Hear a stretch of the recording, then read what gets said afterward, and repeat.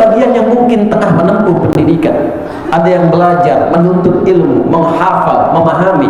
Tahukah shortcut, jalan cepat untuk mendapatkan bimbingan Allah yang alim? Bukankah kita menyadari Allah Maha mengetahui, pemilik semua bentuk keilmuan? Maka Allah berikan jalan bagi Anda yang ingin shortcut, mendapatkan jalan pintas untuk cepat memahami. Sekali dengar langsung ingat, sekali mendengar kalimat langsung paham arahnya kemana, setiap menemukan rumus langsung mengerti bagaimana cara menyusunnya.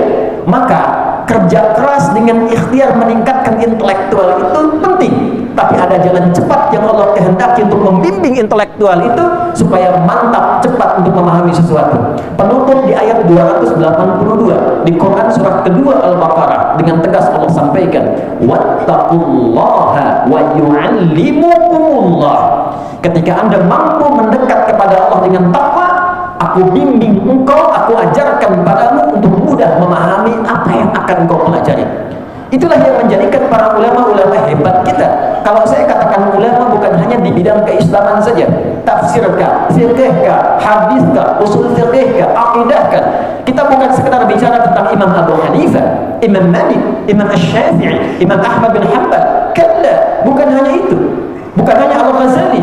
Bukankah kita mendengar Al-Kindi, Al-Farabi, Ibn Sina, Al-Khawarizmi, Al-Mubattutah? Siapa mereka semua? Begawan pengetahuan yang telah melahirkan bukan hanya karya, tapi menjadi pedoman yang sifatnya abadi. Bahkan kajian-kajian yang bukan hanya di dunia Islam, bahkan di Barat pun abadi sampai dengan kini. Siapa yang tidak kenal dengan Avicenna, Ibn Sina itu? Siapa yang tidak paham dengan Ibn Rushd, Averroes itu?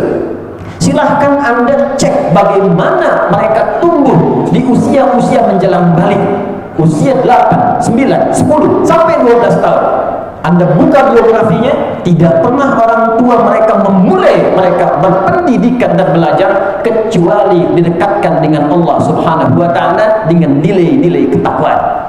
Itu yang menjadikan seorang Ibnu Sina belajar kedokteran bisa mendapatkan pemahaman yang cepat, bahkan sebagiannya otodidak dengan mengembangkan nilai dan pengalaman yang telah ia dapatkan sebelumnya. Siapa yang membimbingnya? Wattaqullaha wa yu'allimukumullah. Hadirin, jadi kunci kebahagiaan itu takwa. Kunci kepintaran itu takwa. Kunci berkemajuan itu takwa. Kunci mendapatkan solusi itu takwa. Bahkan kunci mendapatkan rezeki yang membahagiakan itu takwa. Bukan sekedar banyak, tapi berkah. Anda dapat banyak, tidak berkah. Habisnya cepat, tidak dinikmati, menjadi beban. Untuk apa mendapatkan banyak harta kalau tidak bahagia?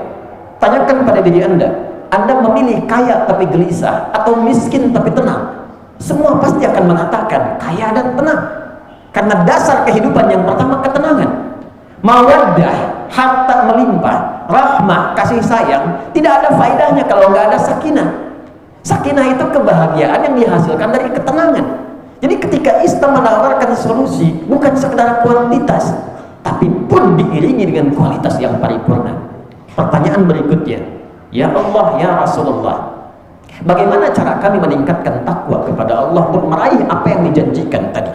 Dan dahsyatnya, sebelum ayat itu kita bacakan, Allah sudah tunjukkan tokoh-tokoh yang sukses mempraktekkan itu, yang bahkan kisahnya melintasi zaman, dibuktikan secara sejarah ada, dilihat napak tilasnya dapat dicari, bahkan bukti sebagian peninggalannya bisa didapati sampai dengan kini. Siapa yang tidak kenal dengan Uthman bin Affan?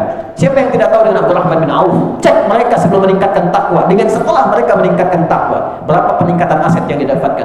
Riset yang pernah kami lakukan, asetnya Abdurrahman bin Auf saja setelah meningkatkan takwa, sebelumnya cuma dengan modal pakaian, masuk Islam meningkatkan takwa, itu kalau dikonversi sekarang setidaknya bernilai 72.000 triliun. Siapa yang tidak paham dengan Abu Hurairah? Siapa ia sebelum masuk Islam? Abdurrahman bin Sa'ad. Siapa beliau? Bagaimana kekuatan pengetahuannya?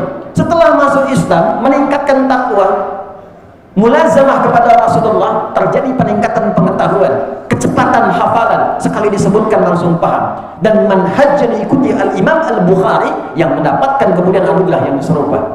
Siapa yang tidak kenal dengan Ali bin Abi Thalib? Orang tahunya hanya ahli bahasa balaghah, paham Quran, paham tafsir. Beliau itu juga pakar di bidang matematika. Silahkan cek dalam kitab tafsir misalnya Al-Jawahir di bagian yang terakhir, bagaimana beliau pernah menyelesaikan persoalan rumit matematika dengan pendekatan Al-Quran. Hadirin, bagaimana mereka memulai dengan meningkatkan takwa? Maka dijawablah pada segmen yang kedua. Ketika ada seorang insan beriman, ingat kalimat takwa selalu bersanding dengan iman. Artinya yang dikhitab itu imannya. Karena tidak setiap muslim kalau disebutkan ini, kalau imannya tidak merespon dengan baik, tidak akan bisa diikuti. Ini perkara iman. Kalau kita benar-benar meyakini ini semua tanpa ragu dan diikuti, maka jadilah seperti apa yang pernah mereka dapatkan dulu. Takwa pada segmen yang kedua dibagi pada dua dimensi. Ada bagian yang pertama disebut dengan al-bu'dur rabbani, dimensi ilahi, yang sering diistilahkan oleh ulama kita dengan hablum minallah. Jadi kalau kita temukan kata takwa di Quran pertama, kita akan dapati ternyata implementasinya adalah membangun konektivitas yang baik dengan Allah. Yang punya ilmu siapa? Allah. Yang punya harta siapa? Allah. Yang punya solusi siapa? Allah. Yang punya samara siapa? Allah. Anda menuntut sakinah, Anda jauh dari Allah, wajarkah mendapatkan itu? Anda ingin rizki, Anda tahu Allah Ar-Razzaq sang pemberi, tapi Anda jauh dari Allah, bagaimana bisa mendapatkannya? Anda menginginkan pengetahuan, Anda paham yang punya ilmu itu Allah, tapi Anda menjauh dari Allah, bagaimana bisa mendapatinya? Maka ketika kalimat takwa dihadirkan dalam Al-Quran, implementasi pertama adalah bagaimana membangun koneksi dengan Allah yang kuat, sehingga dengan kekuatan konektivitas itu kita mendapatkan akses yang tidak didapatkan oleh semua hamba atau umumnya yang lain. Quran surah kedua Al-Baqarah di ayat kedua sampai yang kelima, kalimat takwa pertama disebutkan dalam Al-Quran, dilekatkan pada pemiliknya. Dzalikal kitabu la raiba fihi hudan lil muttaqin. Al-Quran jangan diragukan semua isinya, dia akan memberi petunjuk pada orang takwa. Dan adilnya Allah menjadikan takwa pertama membuka Quran dengan bentuk jama'. Tunggalnya taqi, jama'nya muttaqin. Siapa orang takwa yang disebutkan di sini? Perhatikan ayat 3 dan seterusnya. Alladzina yu'minuna bil ghaibi wa yuqimunas shalah wa mimma razaqnahum yunfiqun. Walladzina yu'minuna bima unzila ilaika wa ma unzila min qablika wabil akhirati hum yuqinun. Perhatikan hasilnya. Ulaika ala hudan min rabbihim wa ulaika humul muflihun.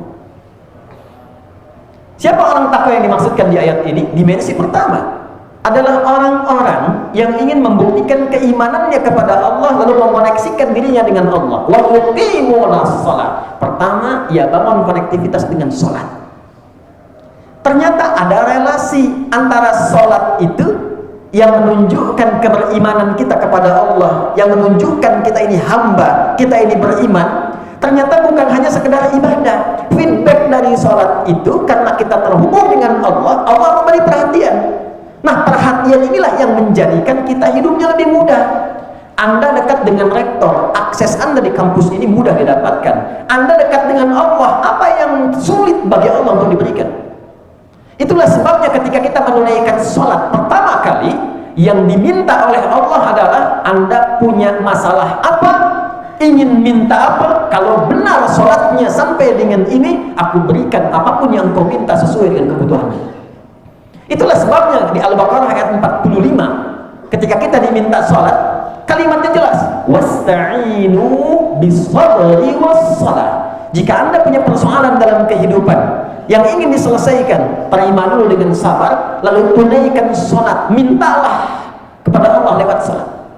Kalau masih belum yakin, imannya ditanya, maka muncul kembali di Al-Baqarah ayat 153, ya ayyuhalladzina amanu sta'inu bis-sabri was-shalah. Hei, kamu ini punya iman apa enggak? Yakin apa enggak dengan Allah? Kata Allah, kalau kamu punya masalah, aku pemberi solusinya. Bagaimana mintanya? Tunaikan sholat. Saat itulah kita mengatakan firman Allahnya, perintahnya wasta'inu, bila ingin dirubah pada bentuk permintaan, maka dirubah katanya menjadi nasta'inu. Itu yang menjadikan kita berkata setiap berdiri dalam sholat, iyyaka na'budu wa iyyaka nasta'in. Saat benar sholat yang kita tunaikan sampai detik itu, perhatikan hadis qudsinya dari sahabat Abu Hurairah radhiyallahu ta'ala anhu. Qasamtu sholata baini wa baina 'abdi ila nisfaini. Dalam hadis qudsi kata Allah Subhanahu wa ta'ala, aku bagi segmen sholat pada dua bagian. Ada kewajiban hambaku untukku, ada kewajibanku untuk hambaku. Jika benar hambaku menunaikan sholat pada detik itu, aku kabulkan apapun yang ia minta selama itu menjadi kebutuhannya. Idza qala al-'abdu alhamdulillahi rabbil alamin, jika hambaku berkata alhamdulillahi rabbil alamin, qala Allah azza wa jalla hamadani 'abdi.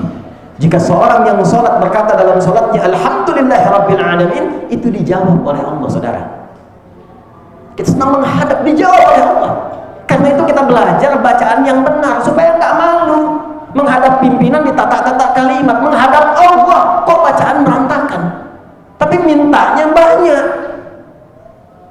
Itu sebab yang menjadikan kita terlatih pakai pakaian yang bagus, menghadap, minta, dijawab. Hambaku sedang memujiku. Idza qala al-'abdu ar-rahman ar-rahim, qala Allah azza wa jalla athna 'alayya 'abdi. Jika hambaku berkata ar-rahman ar-rahim, aku jawab kata Allah, hambaku sedang menyanjungku.